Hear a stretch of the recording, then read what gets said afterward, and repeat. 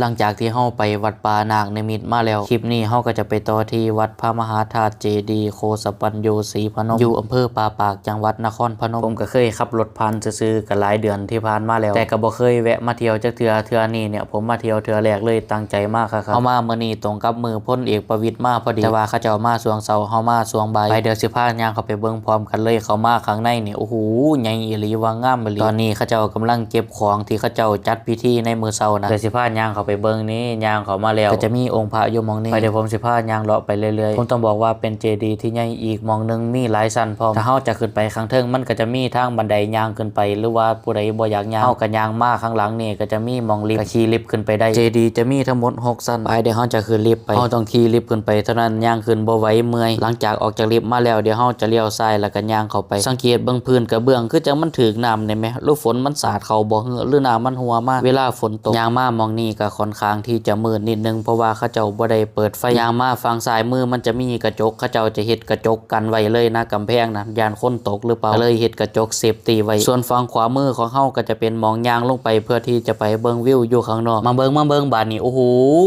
งามอีหลีว่าวิวกว้างครับปาดเลี้ยวไปจะเห็นฝั่งอำเภอหน้าแก่พอเห็นฮอดฝั่งอำเภอโคกศรีสุพรรณพุ่นไปความสูงเวลาเฮาส่องลงไปเนี่ยโอ้สูงเป็นตาย่านอีหลีว่าคิดเห็นตอนไปเล่น10ไร่อยู่หอโหวต101เด้เนาะตอนนั้นจักผมกล้าเล่นจังได๋ว่าเงินอีหลีเงินเจ้าของครับเฮาเลี้ยวลงไปข้างใต้เนี่ยจะเห็นวิวสวยงามเลยโอ้โห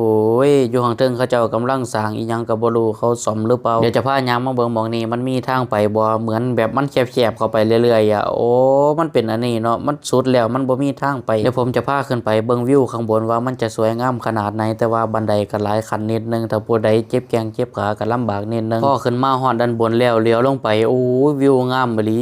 เลี้ยวไปมีแต่ป่าส่วนมากเนี่ยผมเลี้ยวไปเห็นเนี่ยมันจะเป็นป่ายางส่วนด้านบนสุดก็จะเป็นแบบนี้เลยโอ้โหงามเฮาขึ้นมาด้านบนเนี่ยสามารถเห็นวิวได้360องศาลมพัดอยู่ข้างเทิงนี่เย็นดีอีหลีคือจังฝนสิตกในแม้ฟ้าก็ครึ้มพอฟ้าได้เด้อนี่อย่าฟ้าวตกเด้อวะเบิ่งความสวยงามของธรรมชาติอยู่ด้านบนวิวที่เฮาเลี้ยวไปเนี่ยเป็นพื้นป่าสีเขียวเต็มไปเบิดเลยสุดลูกหูลูกตาเบิ่งอยู่ข้างหลังเฮาน่ะเขาเจ้าขึ้นไปซ่อมอีหยังสักอย่างนึงนี่ล่ะโอ้เขาเจ้าหลบบ่ย่านเนาะอันนี้เนาะขนาดผมยืนอยู่นี่ผมก็ยังย่านแล้วไปบัดนี้เดี๋ยวผมจะพาลงไปเบิ่งอีกชั้นนึงออกจากลิฟต์มาเฮาก็ย่างเลี้ยวขวามาหลังจากนั้นก็ตรงไปมาฮอดหม้องนี้เขาเจ้าก็เอาอีหยังมาติดใส่เป็นรายละเอียดเกี่ยวกับวัดนี้แต่ว่าเขาเจ้าก็เอาพลาสติกมาคุมไว้ย่านขี้ฝุ่นมันถึกอยู่ด้านบนอันนี้ก็จะมีพระพุทธรูปอยู่ข้างเทิงส่วนหม้องนี้ก็จะเป็นเจดีย์จำลองเขาใส่กรอบไว้ตู้กระจกอย่างดีเดี๋ยวจะพาย่างออกไปเบิ่งข้างนอกอยู่ข้างนอกเนี่ยมันจะเป็นด้านหน้าเด้อด้านที่เฮาย่างมาเนี่ยเขาเจ้าเอาเต็นท์อันบักใหญ่เลยมากางไว้เพราะว่าพลเอกประวิตรมาเนาะเขาเจ้าจัดงานแล้วตั้งแต่เช้าพุ่นเฮามาช่วงบ่ายโชคดีไปที่ว่าคนบ่หลายแต่ใดๆแล้วโดยรวมเนี่ยวิวงามครับอยู่ข้างล่างองค์เจดีย์ข้างๆกันเนี่ยก็จะมีพญานาคบักใหญ่เลยอันนี้ก็จะเป็นส่วนหางส่วนตรงนี้ข้างๆกันก็พญานาคนี่ก็จะมีอ่างน้ำอยู่ข้างๆกันย่างมาฮอดข้างหน้าแล้วหัวพญานาคก็อยู่ข้างหน้าเนี่ยเด้อเนี่ยโอ้โหองค์บักใหญ่เลยไปบัดนี้เฮาก็จะย่างไปเอาเกือบแล้วก็สิกลับแล้วเดี๋ยวจะแวะไปในตัวเมืองนครพนมต่อ